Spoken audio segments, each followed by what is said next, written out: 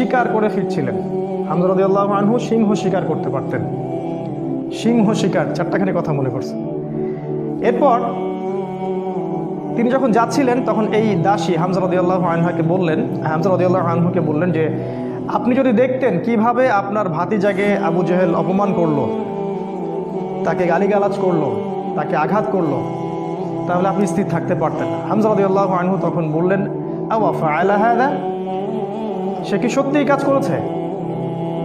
সেই দাসী বলল, বেলা ওয়াল্লাহ, আল্লাহর কসম করে বলছে অবশ্যই সেই কাজ করেছে। হামজা রাদিয়াল্লাহু আনহু বাসার দিকে না গিয়ে দারুন নাদওয়া অর্থাৎ মক্কার ওই যেটা কাবা দেখেন সেখানে গেলেন। সেখানে দেখলেন সেখানে আবু জেহেল তার দলবলকে নিয়ে সেখানে দাঁড়িয়ে আছে। হামজা রাদিয়াল্লাহু আনহু ঘর থেকে নেমেই আবু জেহেলের কলার ধরলেন এবং প্রচণ্ড জোরে একটা ঘুষি দিলেন, প্রচণ্ড জোরে। বলে দেয় আবু জেহেল কিন্তু ওই সময়কার মক্কার রাষ্ট্রনেতা, মক্কার গোত্রের সব গোত্রের কিন্তু বনু মাখজুমের সর্দার। হামজা রাদিয়াল্লাহু আনহু এই কাজটা করলেন এবং বললেন, রুদ্দাহা ইন ইসতাতা'তা, তো যদি ক্ষমতা থাকে আমাকে ঘুষি মেরে ফেরত দে। যদি ক্ষমতা থাকে, রুদ্দাহা ইন ইসতাতা'তা, ক্ষমতা থাকলে আমার গালেও একটা মেরে দেখা, কথাটা তো এরকম আর কি। আবু জেহেল কিছু করতে পারল না। হামজা রাদিয়াল্লাহু আনহু বললেন, ইন্নী উশহিদু আল্লা ইলাহা ইল্লাল্লাহ ওয়া আকুলু মা ইয়াকুল, আমি সাক্ষ্য দিচ্ছি আল্লাহ ছাড়া কোনো মাবুদ নাই, আমার ভাতিজা যা বলে আমিও তাই বলি। রুদ্দাহা ইন ইসতাতা'তা, যদি তোমার ক্ষমতা থাকে তাহলে আমাকে আঘাত করে দেখাও, আজকে থেকে আমি তার দলে, সে যা বলে আমিও তাই বলি। হামজা রাদিয়াল্লাহু আনহু ছুটলেন তার ভাতিজার দিকে, দারুল আরকামে গিয়ে তাকে পেলেন এবং সেখানে গিয়ে বললেন, ইয়া ইবনে আখি, হে আমার ভাতিজা, কুনতু আনসুরুকা বিল হামিয়া, আমি তোমাকে এর আগে আত্মীয়তার সম্পর্কের জন্য প্রোটেক্ট করতাম, ওয়ালান আনসুরুকা লিল ইসলাম, আর আজকে থেকে আমি তোমাকে ইসলামের জন্য প্রোটেক্ট করবো ইনশাআল্লাহ। এই ঘটনায় রাসূল সাল্লাল্লাহু আলাইহি ওয়াসাল্লাম এত খুশি হয়েছিলেন, তিনি হামজা রাদিয়াল্লাহু আনহুকে একদম বুকে জড়িয়ে ধরে চুমু খাইলেন। আর যখন হামজা রাদিয়াল্লাহু আনহু উহুদের মাঠে শহীদ হন, আমাদের নবীজি অঝোর নয়নে কেঁদেছেন। তার শাহাদাতের দৃশ্য যদি দেখতেন, আমরা যদি দেখতে পারতাম, তাকে বর্ষা নিক্ষেপ করে হত্যা করা হয়েছে, বর্ষাটা তার কলিজা ভেদ করে পিছন দিয়ে বের হয়ে গেছে, চোরাগুপ্তা হামলা চালিয়ে, কারণ সামনে থেকে তাকে মারার ক্ষমতা ছিল না। আজকেও ইসলামকে সামন থেকে শেষ করা এত সহজ না, এই জন্য পিছন থেকে সবসময় চক্রান্ত করতে থাকে এরা, কিভাবে কোথায় কি লাগায় দেওয়া যাবে, কিভাবে কি করা যাবে। আর তার কলিজাটা হিন্দা ছিঁড়ে দাঁত দিয়ে কামড়ানোর চেষ্টা করেছিল। এই হচ্ছে আমাদের শেকড়ের পূর্বপুরুষরা। তাই এই ঘটনাটা উমর রাদিয়াল্লাহু আনহু দেখেছিলেন ওই দিন, এই ঘটনাটা উমর রাদিয়াল্লাহু আনহু দেখলেন এবং বাসায় গিয়ে তিনি চিন্তা করতে থাকলেন যে সব ফাসাদের মূল মনে হয় মুহাম্মদ, এই ব্যক্তিটার কারণেই আরবের মধ্যে বিভক্তি সৃষ্টি হচ্ছে, ফিতনা ফাসাদ সৃষ্টি হচ্ছে। তাহলে আমার করণীয় কি? আমিও তো একটা গোত্রের নেতা, তিনি আদি গোত্রের নেতা ছিলেন, তো তিনি খোলা তরবারি হাতে চললেন, এবার তিনি নবীজিকে হত্যা করলেন। ওই যে ঘটনাটা জানেন আপনারা, প্রতিমধ্যে একজনের সাথে দেখা হলো, সে বলল যে নবীজিকে হত্যা করার আগে তুমি তোমার বোন আর ভগ্নিপতির বাসায় যাও, তারা তো ইসলাম কবুল করেছে। তিনি আসলেন, এসে দরজা যখন নক করলেন, দরজার আড়াল থেকে শুনতে পারলেন ভিতরে তিলাওয়াত হচ্ছে কিছু একটা, সূরা তাহা তিলাওয়াত হচ্ছিল। তাহা মা আনজালনা আলাইকাল কুরআন লিতাশকা ইল্লা তাযকিরাতাল লিমান ইয়াখশা তানজিলাম মিম্মান খালাকাল আরদা ওয়াস সামাওয়াতিল উলা আর রহমান আলাল আরশি ইসতাওয়া। তিনি দরজা খুলে ঢুকলেন এবং জিজ্ঞাসা করলেন, মা কুনতুম তাকরাউন, তোমরা কি পড়ছিলে? বোন অস্বীকার করলো যে আমি কিছু না, তাহাদ্দাসনা বাইনানা, আমরা পরস্পরে কথা বলছিলাম। তখন তিনি বললেন যে ফালা তাকরিবা কুনতু সামিআতু ইন্নাকুমা সাবাতুমা, তিনি বললেন যে আমি শুনেছি তোমরা দুইজনে সাবা হয়ে গেছো, মানে বেদিন হয়ে গেছো, মিথ্যা বলবে না আমার কাছে। তখন তার ভগ্নিপতি বললেন, ইয়া ওমর হাল রাইতা হাক্কান ফি গায়রি দীনি, এই কথাটা বললেন, হে ওমর, তুমি কি ইসলাম ছাড়া অন্য কোনো দিনের মধ্যে হক খুঁজে পেয়েছো? তখন তিনি বুঝতে পারলেন সত্যি সত্যি ইসলাম কবুল করেছে। তিনি মারধর শুরু করলেন, এক পর্যায়ে বোনকে থাপ্পড় মারলেন, রক্তাক্ত হয়ে গেলেন এবং তার বোন তখন তার নাকের উপরেই বললেন যে শাহিদতু আল্লা ইলাহা ইল্লাল্লাহ ওয়া আন্না মুহাম্মাদান আবদুহু ওয়া রাসূলুহু ইফআল মা শি'তা, তোমার যা ইচ্ছা তুমি তাই করো, আমি সাক্ষ্য দিচ্ছি আমরা যে আল্লাহ ছাড়া কোনো ইলাহ নাই এবং মুহাম্মদ আল্লাহর রাসূল সাল্লাল্লাহু আলাইহি ওয়াসাল্লাম। উমর রাদিয়াল্লাহু আনহু ঠান্ডা হলেন এবং যেহেতু বোনকে মারছেন, একটা ভালোবাসা তো কাজ করে, মাথা যখন ঠান্ডা হলো তিনি জিজ্ঞাসা করলেন যে তোমরা কি পড়ছিলে? তিনি বললেন, নাচিন ইয়া উখতি, আমাকে ওই কাগজটা দাও হে আমার বোন, আমি একটু পড়ে দেখি। প্রথমে তিনি দিতে চান নাই, পরে তার ভগ্নিপতি বললেন, তার স্বামী তাকে বললেন যে, ইশারা করলেন তাকে দেও।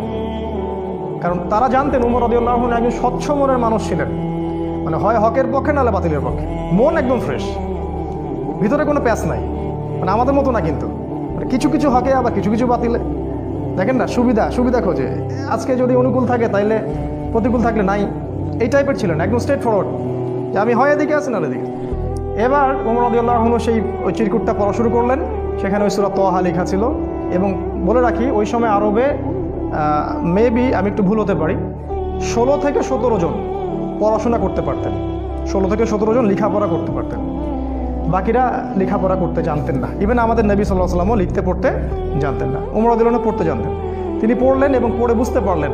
যখন তিনি সূরার তেলাওয়াত করতে করতে করতে করতে এই আয়াতে আসলেন, সূরা তাহার দেখবেন প্রায় এই যে 10 থেকে 20-এর মধ্যে আয়াতগুলো আছে, যে তাদেরকে অবকাশ দাও সেই দিন পর্যন্ত, জালেমদেরকে অবকাশ দাও সেই দিন পর্যন্ত যখন আল্লাহ পাক তাদের প্রত্যেককে ধরে ধরে হিসাব নেবেন।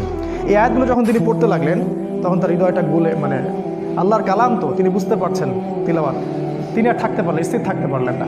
তিনি একটা কথা বলেন, আমিন হাদা ফাররাত কুরাইশ, কুরাইশরা কি এটা থেকেই পালাচ্ছে?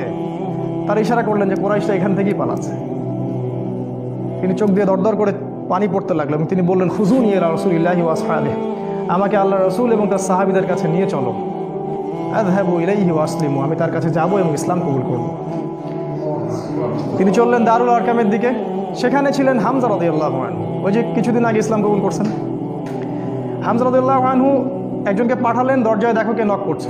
সে গিয়ে দেখলো, সাহাবীর নাম সম্ভবত খাব্বাব রাদিয়াল্লাহু আনহু। তিনি দেখলেন ফুটা দিয়ে যে ওমর ইবনুল খাত্তাব দরজার বাইরে তরোয়াল হাতে আছে। তিনি ভয় পেয়ে গেলেন, ভিতরে এসে বললেন, ক্বাদ জাআ ইবনুল খাত্তাব বিসাইফ, ইবনুল খাত্তাব তরবারি হাতে এসেছে। তখন ওমর, সবাই ভয় পেয়ে গেলেন, আবু বকর সিদ্দিক সহ, যে এবার না জানি কি হয়, কিয়ামত হয়ে যাবে এখানে, কারণ তার প্রচণ্ড রাগ ছিল। তিনি যে কত বড় যোদ্ধা ছিলেন সেটা বদরের মাঠে গেলে বুঝতে পারবেন, বদরের মাঠে আমরা যখন যাবো ইনশাআল্লাহ। তো হামজা রাদিয়াল্লাহু আনহু বললেন, মা লাকুম ক্বাদ ওয়াজিদতুম, তোমাদের কি হয়েছে, তোমরা ভয় পাচ্ছ কেন? ইফতাহু লাহুল বাব, তার জন্য দরজাটা খুলে দাও। লাউ ইউরিদ বিহি খায়রান ইয়াসলিম, সে যদি উত্তম কিছুর জন্য আসে ইসলাম কবুল করবে। আও ইউরিদ গায়রা যালিক ইয়াকুনু কতলুহু আলাইনা হাইয়িনা, আর যদি ও খারাপ কোনো ইন্টেনশন এখানে আসে, ওকে আমরাই ধরে মেরে ফেলে দিব। এই যে হামজা, উনিও কাউকে টেরান না, তুমি এত বড় যোদ্ধা তো কি হয়েছে, আমরাও তোমার চেয়ে কম না। তো তিনি ওমর রাদিয়াল্লাহু আনহুর কলারটা ধরে ভিতরে নিয়ে আসলেন, নিয়ে এসে দরজার সাথে ঠেকিয়ে দিয়ে বললেন যে, আলা তানতাহি হাত্তা ইয়ানজিলাল্লাহু বিকা কারিয়া, আলা তানতাহি হাত্তা ইয়ানজিলাল্লাহু বিকা কারিয়া, তুমি কি ততদিন পর্যন্ত বিরত হবে না যতদিন না আল্লাহ পাক তোমার উপরে কোনো শাস্তি আযাব পাঠাচ্ছেন আসমান থেকে? এইভাবে তিনি ধমক দিলেন আর কি। ওমর রাদিয়াল্লাহু আনহু ঠান্ডা হলেন, কারণ উনি তো ইসলাম কবুল করতে সেখানে আসছেন। এরপর রাসূল সাল্লাল্লাহু আলাইহি ওয়াসাল্লাম সেখানে বের হলেন। তিনি রাসূলের সামনে দাঁড়িয়ে, ওমর ইবনুল খাত্তাব রাসূলের সাল্লাল্লাহু আলাইহি ওয়াসাল্লামের সামনে দাঁড়িয়ে বললেন, ইয়া রাসূলুল্লাহ, হে আল্লাহর রাসূল, জিতুকা উমিনু বিল্লাহি ওয়া রাসূলিহি, আমি আল্লাহ এবং তার রাসূলের প্রতি ঈমানদার হয়েই এখানে এসেছি।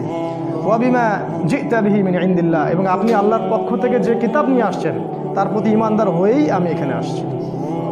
কালিমার সাক্ষ্য দিলেন, রাসূলকে বুক ভরে বললেন যে, এর আগ পর্যন্ত আমি ইসলামের যে বিরোধিতা করেছি, আজকের পর থেকে আমি ইসলামের পক্ষের শক্তি হয়ে কাজ করবো ইনশাআল্লাহ।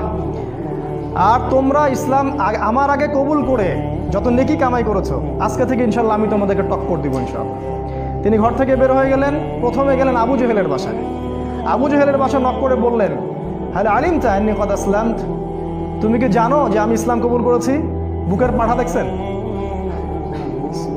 দিন পালন করে বাসায় বলতেই পারে না যে আমি কোরআন সুন্নাহ ফলো করছি, আমি দিন পালন করছি। বাপের ভয়, মায়ের ভয়, সরকারের ভয়, নেতা খেতার ভয়, কত ভয়। আমাদের বাপদাদাই কি আসলে এরকম ছিলেন? তিনি আবু জেহেলের বাসায় গিয়ে বললেন, তুমি কি হাল আলিমতা আন্নী ক্বাদ আসলামত, আবু জেহেল তুমি কি জানলা যে আমি ইসলাম কবুল করছি? আবু জেহেল আকাশ থেকে পড়লো, হাল ফাআলতা হাদা, তুমি কি সত্যি এটা করেছো? লা তাফআল, এটা করিও না। ও ভয় পেয়ে যাচ্ছে, কারণ এ তো ইসলামে গেলে খবর আছে আমাদের। তখন উনি চোখ মুখ বড় করে বলেছিলেন, বাল ফাআল, আমি অবশ্যই ইসলাম কবুল করেছি। এরপরে গেলেন ওয়ালিদ বিন মুগীরার বাসায়, ওখানে একই কথা বললেন। তারপর আরেক কাফেরের বাসায় আরেক একই কথা বললেন। এরপর আসলে কাবা ঘরে এসে বললেন যে ইয়া আইয়ুহান নাস, হে হে হে লোক সকল, ই'লামু আন্নী ক্বাদ আসলাম, তোমরা জেনে রাখো আমি ইসলাম কবুল করেছি। ওয়া আন শাহিদতু আল্লা ইলাহা ইল্লাল্লাহ ওয়া আন্না মুহাম্মাদুর রাসূলুল্লাহ, আমি সাক্ষ্য দিয়েছি আল্লাহ ছাড়া কোনো মাবুদ নাই, মুহাম্মদ সাল্লাল্লাহু আলাইহি ওয়াসাল্লাম আল্লাহর বান্দা এবং রাসূল। এরপরে লোকজন তাকে মারা শুরু করলো, সবাই তাকে মারা শুরু করলো, পারতেছিল না তার সাথে, তিনি একাই 8-10 জনকে ডিফেন্ড করতেছিলেন। এক পর্যায়ে সেখানে আরও কিছু গোত্রনেতা আসে এবং তাদের মারামারিটা বন্ধ করে দেন। এবার দেখেন, মারামারি বন্ধ করে দিয়ে একজন ওমর রাদিয়াল্লাহু আনহুকে বলছিলেন যে আফালা কুনতা কাতামত, ওমর তুমি কি চুপ থাকতে পারতে না? এই যে আমাদের হিকমা আছে না, চুপ থাকো, ওমর তুমি কি চুপ থাকতে পারতে না? ওমর ইবনুল খাত্তাব বলছেন ওয়াল্লাহি লা আকতুমুল হাক্কা ওয়া হুয়া আলামু, যখন আমি সত্য জেনেছি আল্লাহর কসম করে বলছি আমি সত্যকে গোপন রাখবো না। লাউ ফাররিকান্নাল হাক্কা মিনাল বাতিল কামা ফাররাকাল্লাহু বাইনাল লাইলি ওয়ান নাহার, আমি সত্যকে মিথ্যা থেকে আলাদা করে দিব ঠিক যেমন করে আল্লাহ রাত থেকে দিনকে আলাদা করে দেন। এই ঘটনার পরে তার নাম হয়েছে আল ফারুক, পার্থক্যকারী। যেমন করে মিরাজের ঘটনার পর আবু বকর সিদ্দিকের নাম হয়েছে কি? সিদ্দিক। প্রত্যেকটার পিছনে একটা ঘটনা আছে, পড়তে হবে, এগুলো জানতে হবে। আপনি ওই রাজ্যে বিচরণ করবেন তখন ইনশাআল্লাহ। এবার ইসলাম শক্তিশালী, কারণ বড় বড় দুইজন নেতা আমাদের পক্ষে। মনে করেন পুতিন আমাদের পক্ষে, মনে করেন ওই আরও বড় বড় কিছু নেতা আমাদের পক্ষে। এখন ইসলাম শক্তিশালী, তাদের কাছে ক্ষমতা আছে, লোকজন জলবল আছে, আর অর্থ সম্পদ আছে। এবার রাসূলুল্লাহ সাল্লাল্লাহু আলাইহি ওয়াসাল্লাম এর কাছে গিয়ে ওমর রাদিয়াল্লাহু আনহু বললেন, ইয়া রাসূলুল্লাহ আলাসনা আলাল হক আলাইসু আলাল বাতিল, এভাবে বলতে থাকলেন, আমরা কি হকের উপর নাই, ওরা কি বাতিলের উপর নাই? আলাসনা মুসলিমান, আমরা কি মুসলিম না? আলাইসুল মুশরিকিন, তারা কি মুশরিক না? আমরা কেন এখানে গোপনে এভাবে ইসলামের দাওয়াত দিব? আজকে থেকে প্রকাশ্য দাওয়াত দিব। এই তারপর থেকে ইসলামের প্রকাশ্য দাওয়াত শুরু হলো এবং মিছিল করতে করতে তারা কাবা ঘরে গেলেন এবং সবাই স্লোগান দিতে থাকলেন লা ইলাহা ইল্লাল্লাহ মুহাম্মাদুর রাসূলুল্লাহ, লা ইলাহা ইল্লাল্লাহ মুহাম্মাদুর রাসূলুল্লাহ। এবার আরবের লোকরা জাজল্যমান একটা দৃশ্য দেখতেছে, রেভলিউশন। হঠাৎ করে এই যে 50, 60, 70 জন মানুষ বের হচ্ছে রাস্তায় এবং কালিমার সাক্ষ্য দিচ্ছে। ওই সময় কিন্তু এই পপুলেশনটা খুব কম না, একটু বেশি।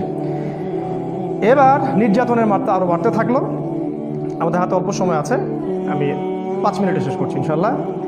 নির্যাতনের মাত্রা বাড়তে থাকলো এবং এক পর্যায়ে সাহাবীদের প্রতি এমন মর্মান্তিক নির্যাতন করা হলো। কিছু নমুনা আপনারা জানেন, ওই যে বিলাল রাদিয়াল্লাহু আনহুর ঘটনা, সুমাইয়া রাদিয়াল্লাহু আনহার ঘটনা, আবার খাব্বাব, তারপরে মুসআব বিন উমাইর, এদিকে উসমান রাদিয়াল্লাহু আনহু, ইভেন আবু বকর সিদ্দিক, সমস্ত সাহাবীকেই টর্চার করা হলো।